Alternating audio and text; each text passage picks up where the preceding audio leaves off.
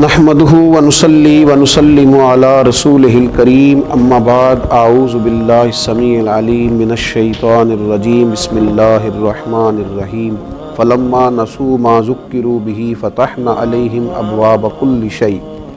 حتى اذا فرحوا بما اوتوا اخذناهم بغتة فاذا هم مبلسون صدق الله العظيم اللهم صل على سيدنا ومولانا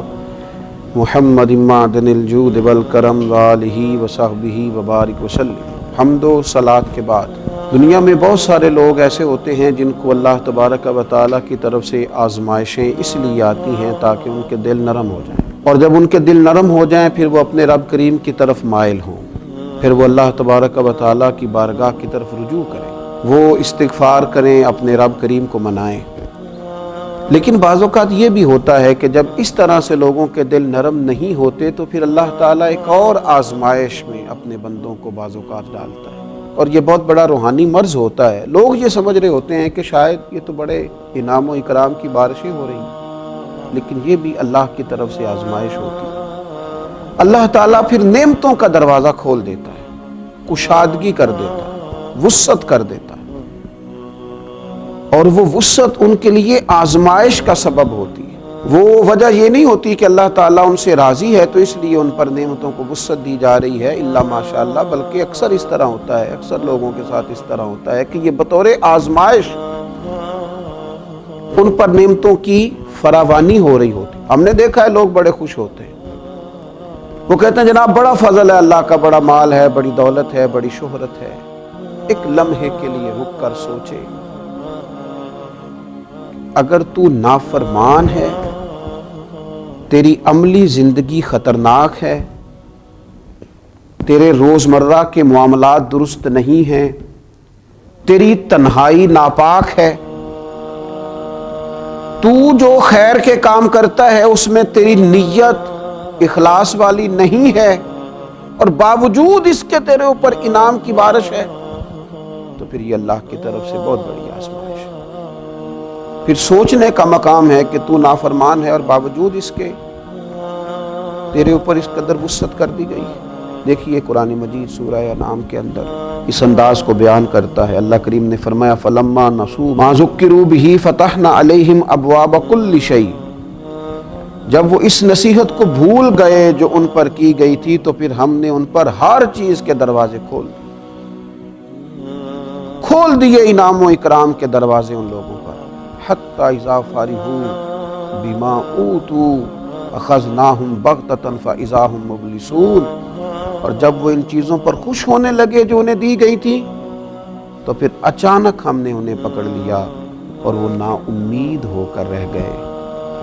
یہ تو اللہ کی طرف سے آزمائش تھی کہ جب تم اسے بھول گئے تو پھر اس نے ہر چیز کا دروازہ تمہارے اوپر کھول دیا۔ تم نے اپنی اس روحانی مرض کو دیکھا ہی نہیں کہ تمہاری نافرمانیوں کے باوجود جب تم پر انعام و اکرام ہے، مال و دولت ہے، شہرت ہے، نام ہے، تو پھر تمہیں چاہیے تھا کہ تم اپنے رب کی بارگاہ میں کثرت استغفار کرتے۔ وہ ایک شاعر نے تڑپ کے کہا تھا، اس نے کہا تھا میری اجرت میری محنت سے زیادہ کیوں ہے، میرے محسن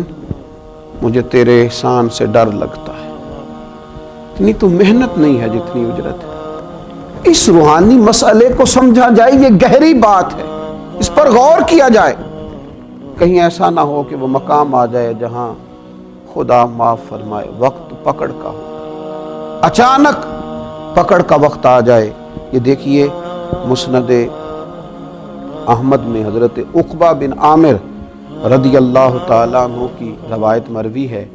فرماتے ہیں کہ نبی اکرم صلی اللہ تعالیٰ علیہ وسلم نے فرمایا جب تم یہ دیکھو کہ اللہ تعالیٰ بندوں کو ان کے گناہوں کے باوجود ان کے سوالوں کے مطابق عطا فرما رہا، جو وہ مانگتے ہیں انہیں ملتا جا رہا، اگرچہ وہ نافرمان ہے، ان کی زندگی کی جو کتاب ہے وہ رب کریم کی فرما برداری سے پر نہیں ہے نافرمان، لیکن انہیں ملتا جا رہا ہے، ملتا جا رہا ہے، اور سوالوں کے مطابق ملتا جا رہا ہے، جو مانگتے ہیں دیا جا رہا ہے۔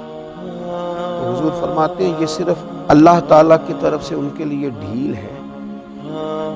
استدراج ہے، ڈھیل ہے ان کے لیے۔ پھر آپ نے اسی آیہ مقدسہ کو تلاوت فرمایا اور فرمایا یاد رکھو جب اللہ تعالیٰ نافرمانی کے باوجود کسی پر ہر چیز کے دروازے کھول دے تو کہیں ایسا نہ ہو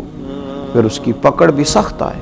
اپنے معاملات کو ٹٹولیں، اپنی چیزوں پر غور کریں۔ دیکھیے انسان پر اصل انعام تو اللہ تعالیٰ کا یہ ہے کہ اسے سجدے کی توفیق ملے۔ اصل انعام تو یہ ہے کہ اس کے دل میں نفرت پیدا ہو جائے لقمہ حرام کے لیے۔ اصل انعام تو اللہ تبارک و تعالیٰ کا یہ ہے کہ اس کے قدم اللہ کی فرما برداری کے لیے ہی اٹھے، نافرمانی کے لیے نہ اٹھے۔ اصل تو انعام رب کریم کا بندے پر یہ ہے کہ انسان کی زبان سچ بولے، اس کی آنکھیں شرم و حیا والی ہوں، اسے روحانی مرض سے شفا تو اس طرح میسر آئے گی کہ اس کا دل حق کو قبول کرنے والا ہو، اس کے ذہن اور دماغ پر کسی قسم کے کسی تکبر عجب کا پردہ نہ پڑا ہوا ہو۔ اصل تو اللہ کا انعام یہ ہے، اصل تو اللہ کا انعام یہ ہے، اصل تو اللہ کا انعام یہ ہے کہ دل دروازہ رسول کا گدا ہو، رسول رحمت صلی اللہ علیہ وسلم کی محبتوں، حضور علیہ السلام کی غلامیوں کا شیدا ہو، نبی پاک علیہ السلام کی طرف اس کا قلبی میلان بڑھتا ہو، زبان پر درود و سلام جاری ہوتا ہو، سنت اور شریعت کے ساتھ ظاہر اور باطن آراستہ ہو، نبی پاک علیہ السلام کی محبت کی دولت اسے نصیب ہو۔ مجھے بتائیے کتنا مال تھا سیدنا بلال حبشی کے پاس، کتنی دولت تھی حضرت سلمان فارسی کے پاس، کیا اثاثہ جات تھے حضرت مقداد کے، لیکن یہ دنیا کے امیر ترین لوگ تھے، یہ کائنات کے سخی اور غنی تھے، یہ قابل رشک لوگ تھے، ان کی زیارت کے لیے آنکھیں ترستی ہیں، ان کے تذکرے دل کو ٹھنڈا کرتے ہیں، لیکن ان کے پاس دنیا کا ظاہری مال و اسباب تو نہیں تھا، اور وہ دولت تھی کہ جو دولت نہ پیسوں سے ملتی ہے نہ طاقتوں سے ملتی ہے، نہ وہ انسان کے معروف اور مشہور ہونے کی وجہ سے اس کے ہاتھ آتی ہے۔ تو یاد رکھیں اگر یہ پتہ صرف بندے کو خود ہوگا، یہ ایسی روحانی بیماری ہے جس کی صرف متعلقہ شخص کو خبر ہوگی، جس کے ساتھ یہ بیماری لگی ہوگی صرف وہی جانتا ہوگا من آنم کے من دانب، کہ اگر اللہ کی نافرمانی کے باوجود اللہ کے انعامات کی کثرت ہے تو پھر یہ اللہ کی طرف رجوع کرے، پھر یہ غور کرے کہ کہیں ایسا تو نہیں ہے کہ اللہ تبارک و تعالیٰ کی بہت بڑی آزمائش کا اسے سامنا ہے۔ اللہ تعالیٰ ہمیں سمجھ نصیب فرمائے، اس پر غور کرنے کی توفیق نصیب فرمائے۔ میں اپیل کروں گا کہ ڈھیر سارے لوگ اس عاجز کی اس بات پر ضرور توجہ کریں، اللہ سمجھنے کی توفیق عطا کرے۔ فما علینا الا البلاغ۔